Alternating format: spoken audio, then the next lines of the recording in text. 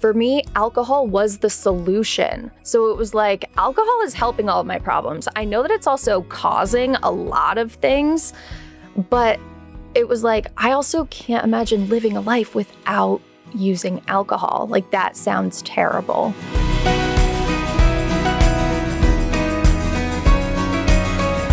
My name's Isabel Donnelly, and you are watching The Sober Spill. Today I am here with my friend Kassidy.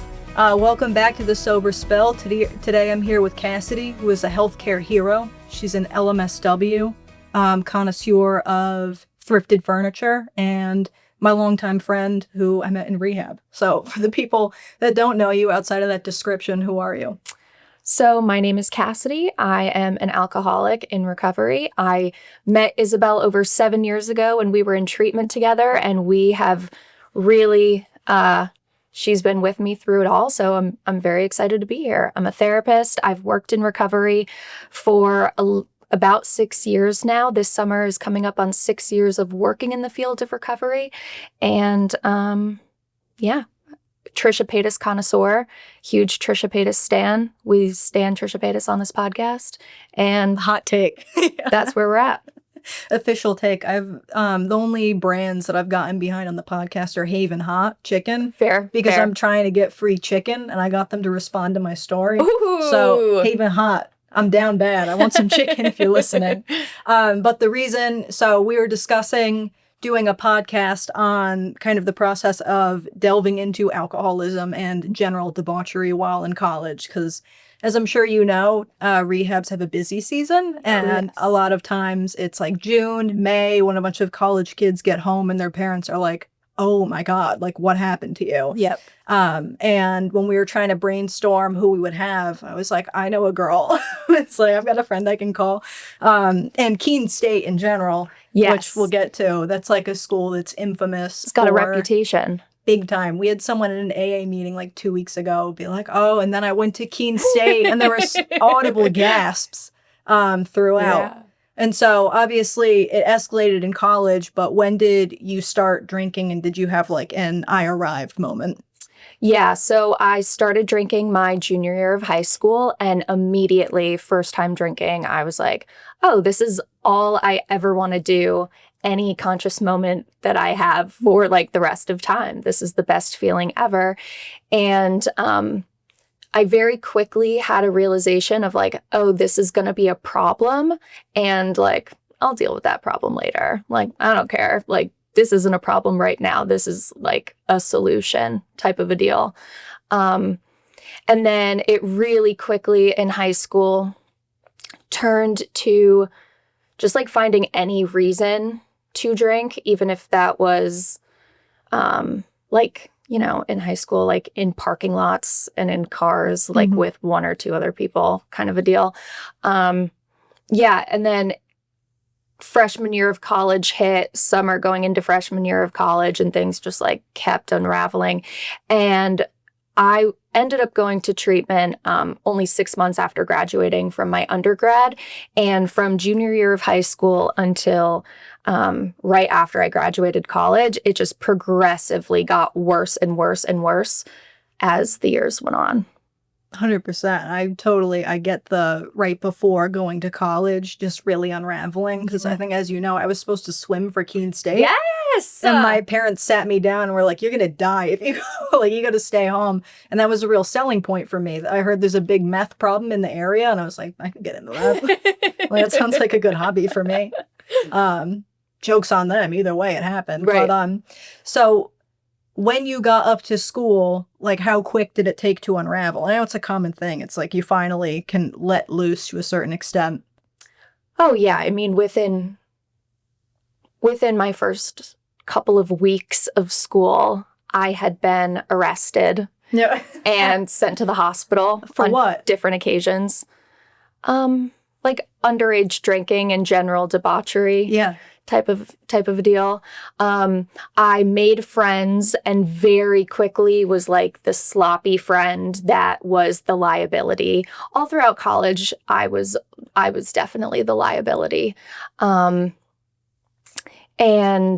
just like immediately sabotaging relationships and like stealing alcohol at parties, stealing alcohol from roommates, like just like really things that are like making me sweat now, even just talking about it. Bring flashbacks. Yeah. Very quickly, it was just like alcohol is what made me feel connected to other people, but also I knew that it wasn't like the accurate representation of who I was or like the person that I wanted to be. And so it was the cycle of hating myself for the things that I did when I was drunk, hating the backlash that I was getting from peers who were like, yo, we're down to get crazy, but this girl is too crazy.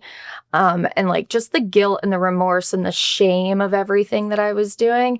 It did not take long before, I mean, like really like within a month, I was just like out of my mind. And were you aware that your drinking was different than other people around you? Definitely. And by like halfway through my first semester of college, because at Keene State, you had to drink on Thursdays, Fridays, and Saturdays.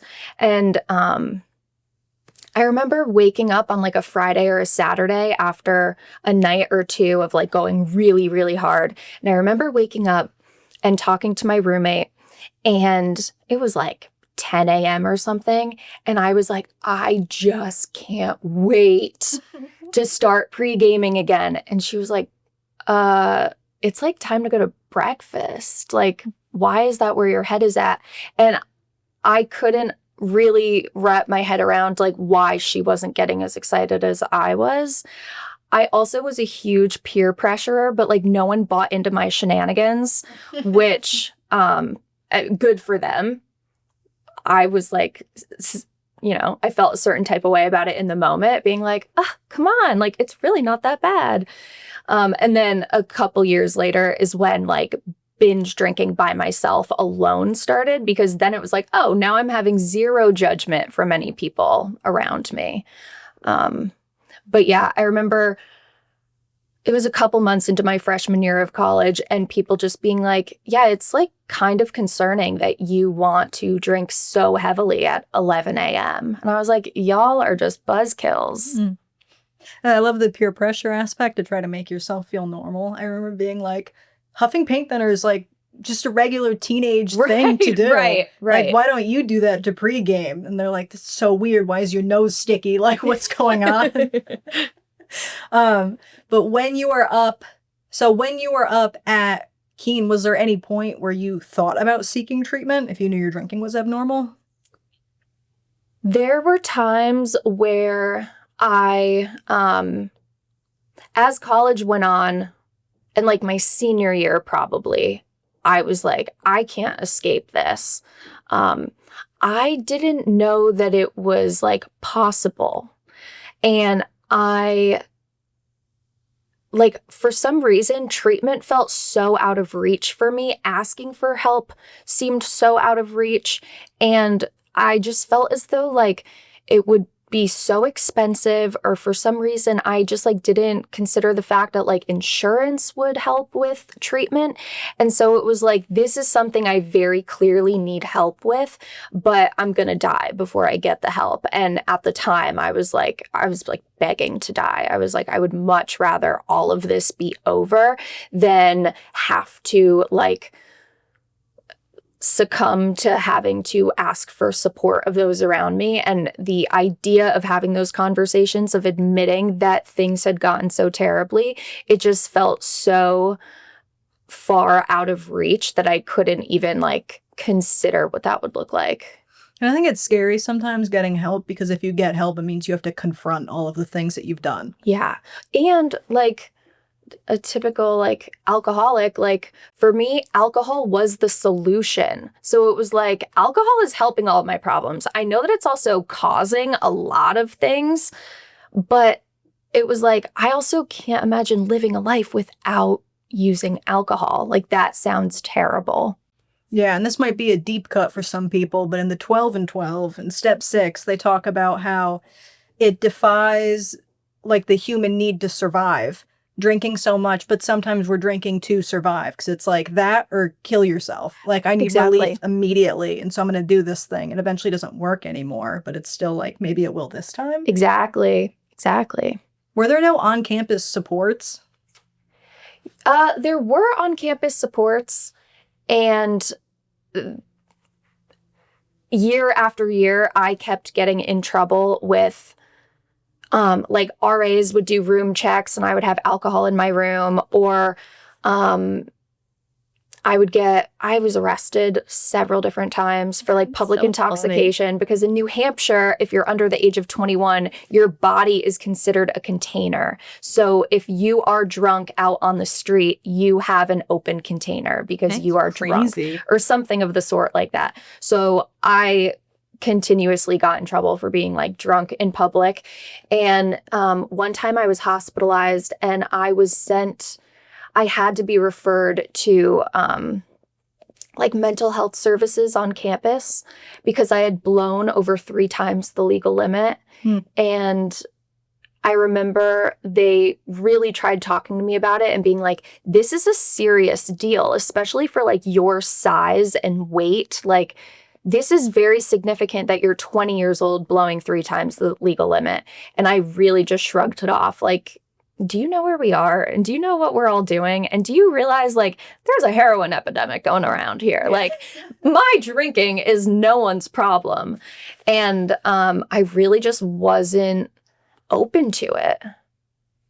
And yeah, it felt like, for a long time, it felt like alcohol was like the only like friend I had, even though I know that logically wasn't true, but I kept getting myself into so many shenanigans that the core group of friends that I had in college, understandably, were very concerned and would have like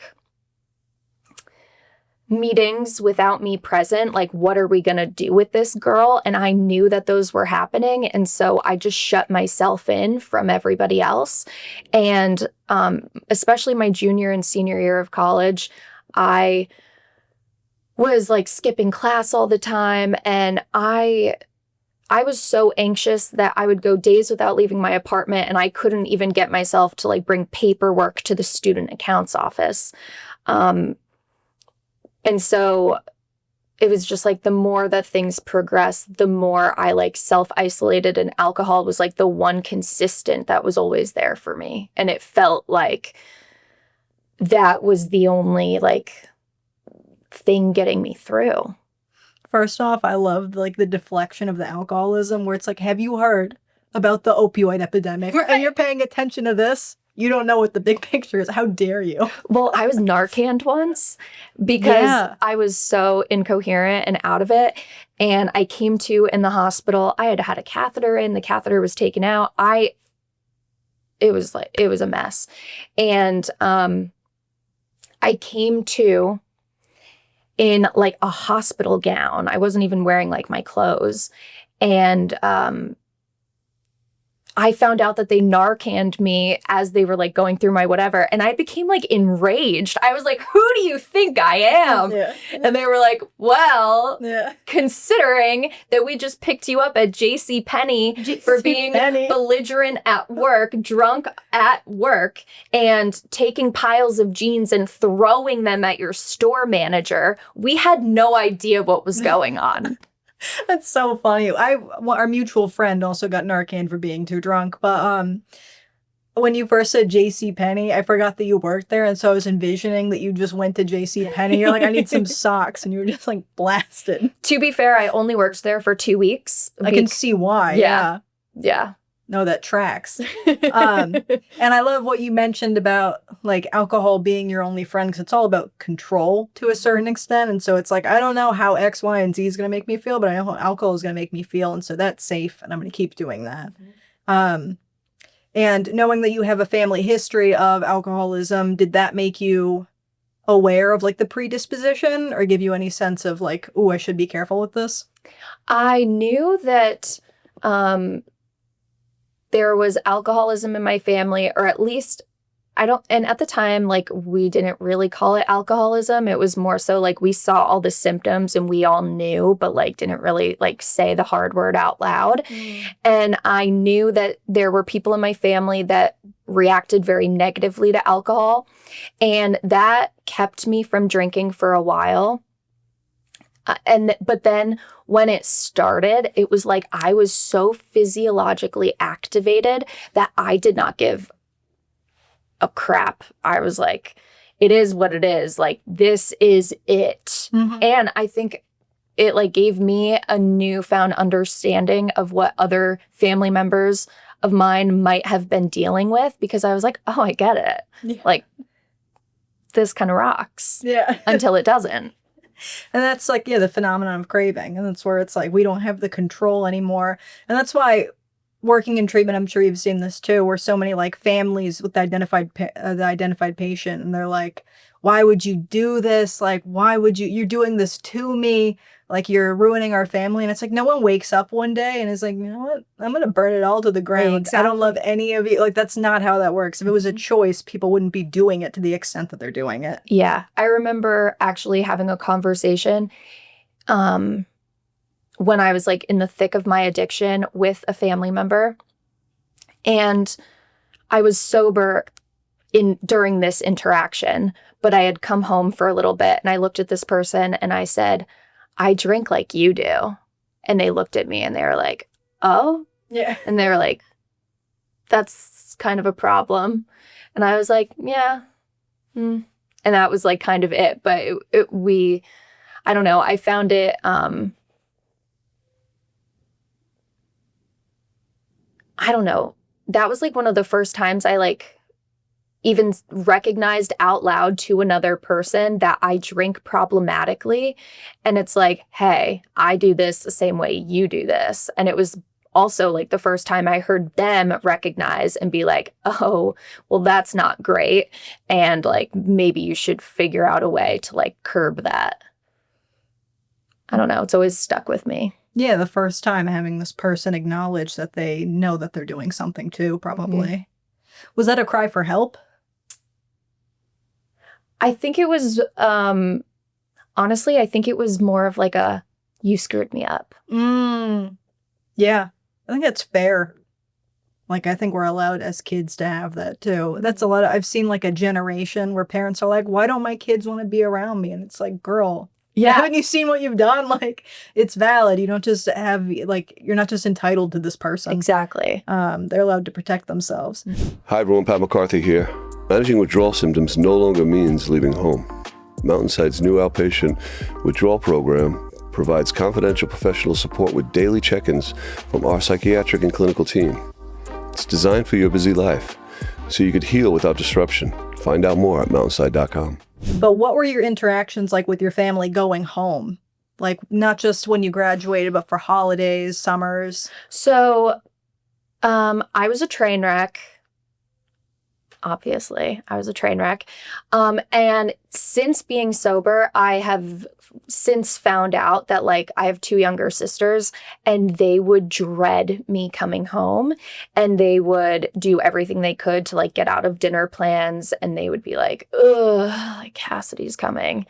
I was just so entangled in my own stuff that I was just like really selfish and very just like trapped in my own world. And I was secretly drinking all the time, and it couldn't have been that big of a secret. I mean, I was like very clearly like leaving and hiding in the bathroom for a little bit and then coming out in like a much better mood and whatnot.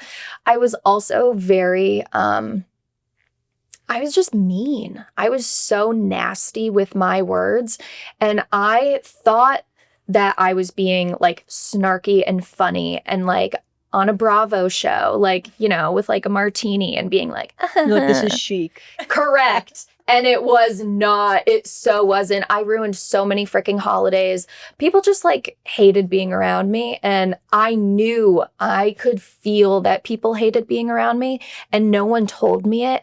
But that tension that I could feel is what I felt like at the time it was like, well, alcohol is the only thing that's going to like help get me through this moment, either by like social lubrication and also by like, all right, you want to paint me as the villain? Like, I'll show up and I'll be the villain. I'll have the martini in the corner and make the comments that nobody else wants to make, that everyone's thinking, but like doesn't have the balls to say out That loud. is so like Bravo, like Real Housewives, like that mindset. Yes. And that's my favorite. So Yeah. You're like, finally, my heroes. Nene Leakes, I'm on my way. Exactly. That is so funny. And so you went to treatment 6 months after graduating.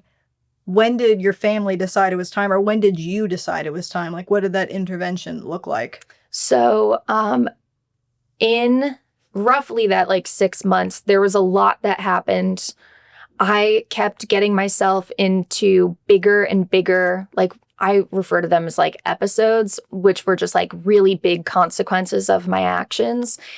And there were a couple of different times where I was drinking at home alone during the workday, like was supposed to be at work, was no calling, no showing.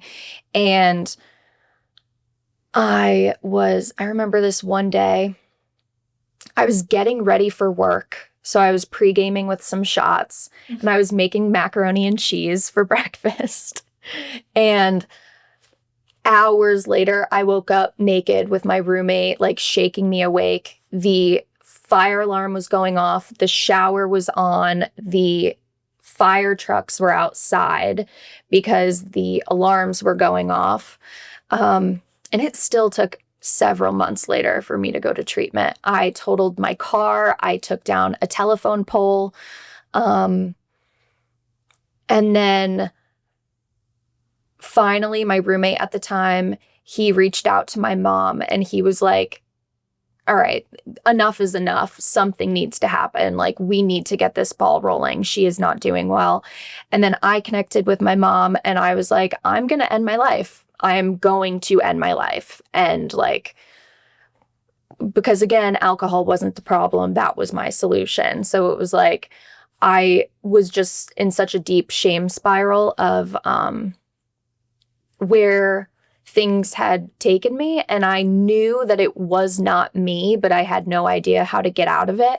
And so I talked to my mom and I was like, I'm going to kill myself, but I don't want to kill myself. So my parents came up to New Hampshire to get me. And then they brought me to the emergency room in Connecticut. And I completely talked myself out of that because I was like, I knew what to say to like not get admitted into the hospital. And then I was home for about a week while we were just like figuring out what to do next. I was getting schmammered every single day and passing out drunk. My family was finding me passed out drunk with like alcohol all over the place. I was stealing alcohol. And then my mom kind of, it seemed to me, had like this wake up call of like, oh, this really is a lot worse than we thought.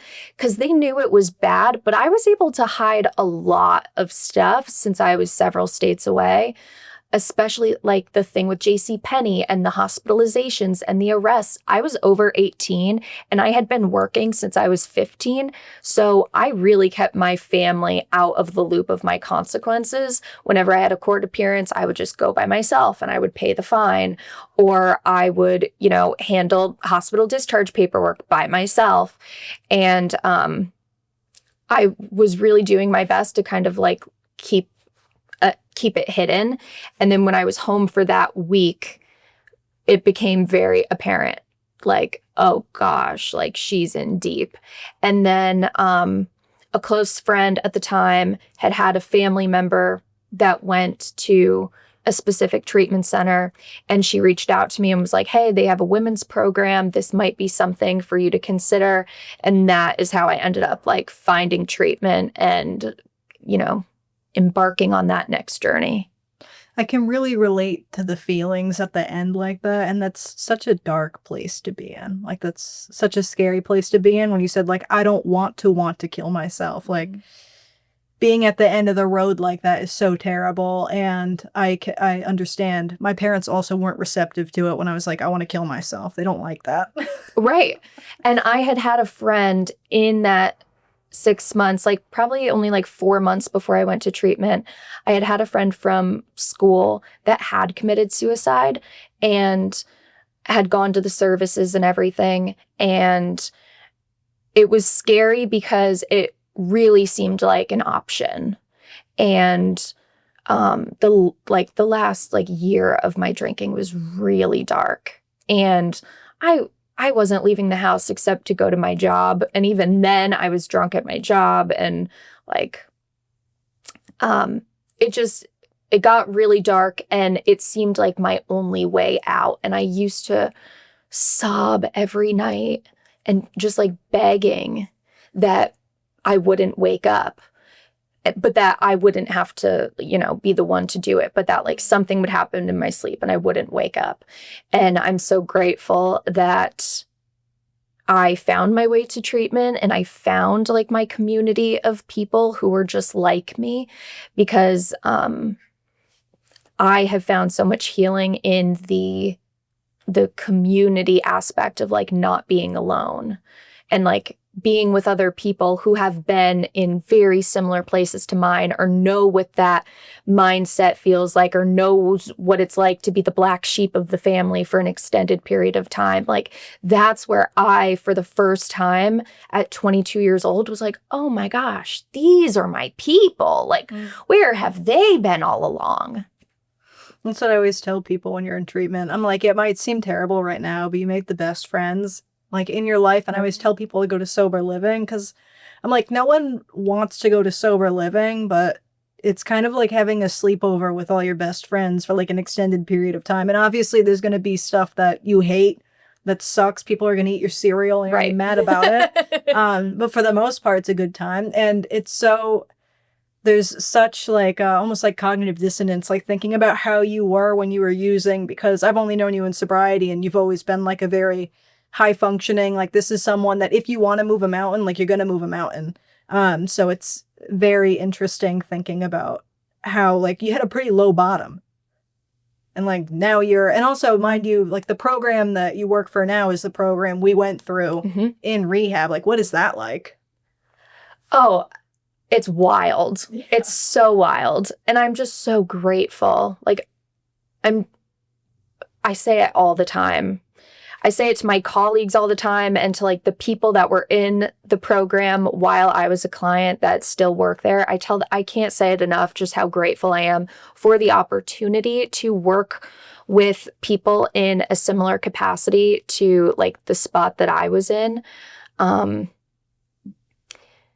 Because I remember getting to treatment, and at the time there was a case manager who was just approaching 3 years, Jamie.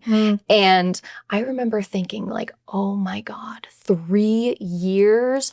I remember because I got sober in March of 2018, and that January, I had been listening to podcasts and a lot of people were doing dry January. And it was like the first time I had heard of dry January, I think was like 2018. And I remember not being able to conceptualize how people could go 30 days without alcohol. And I knew, of course, like I have a problem, but it was like, I can't even conceptualize going 6 hours without drinking, let alone a week or a month. Like that was wild. And then I got to treatment and I met someone with 3 years and I don't know. It was very inspiring, but it also felt like so far away and like it was such a big like milestone to reach. But it really was like through the relationships made in treatment that's what got me through, and that to this day is what continues to like hold me accountable to still my character defects and my maladaptive coping skills. Like I am prone to isolation and avoidance. Like that is my main thing. And I constantly need to like get out of my own way. And so it really is just, I feel overcome with gratitude for being able to be on the other side of it now and be able to connect with people in such a way and be like, I know what it feels like. And it also can get better if you want it to, and if you're willing to do some things.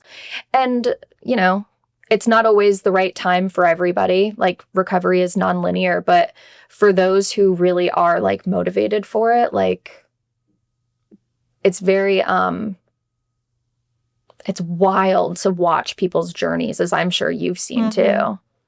Yeah, you can always tell someone has a clinical degree when they use and instead of but very consciously. That's what I always joke around about. That's so true. That's when I'm with my therapist, I'll correct myself a bit like but, and I look at her, I'm like, and. Yep, DBT, DBT. Marsha Linehan, gun to my head. She's always in my head. Yeah, and isn't it strange now to look back with like 7 years, kind of at the beginning where it's 30 days is like a massive milestone. I'm like 90 days, and it is a massive milestone at the beginning. But when you have all of this time now, sometimes I still get like, how did this happen? Oh, yeah. And I think, like, and to what you just said, like, I still feel like the biggest milestones, 24 hours, 1 week, 30 days, 60, 90, because it was like, in that headspace, you cannot even conceptualize what the next steps look like. And now, and I tell clients this all the time, it's like, once you're stopped, I feel like, at least in my experience, as long as you like lean on the supports around you and whatever recovery modality is your preferred choice, for me, it's easier to stay stopped than to get stopped. So it's like, you hit 5 years, 6 years, 7 years, and it's like, oh my God, that's awesome. And it's like, how did that happen? But it's still like, I look back on that first year and I'm like, how did that happen? Like, whoa. Yeah, and all the crazy stuff we got up to despite being in sobriety. We were not perfect. I was telling someone the Faradash's story very recently, and everyone was like, oh my God, what? And I'm like, yeah, I don't know. You got to kill time somehow. Yeah. That's funny. All right, sweet. Well, it's been wonderful to have you. I've known a lot of this stuff, but when it takes me back, and it really, I almost cried at like, it's so much. And it's good to, I think it's good to talk about it too, because when you have so much time and you're so removed, it's easy to be like, I don't remember. That wasn't me, and feel very disconnected from that person. But thank you for coming up. Yeah. Thank you so much for having me. It's been wonderful. And thank you for supporting me in my second back-to-back Shoes Off podcast. I love that. Yeah, it's good. The guy that we camped in his backyard for the term. Yeah. For that, he had his toes out the entire time. It was awesome. Heck yeah. That inspired me. All right, sweet. Thank you. That's a wrap. Cool.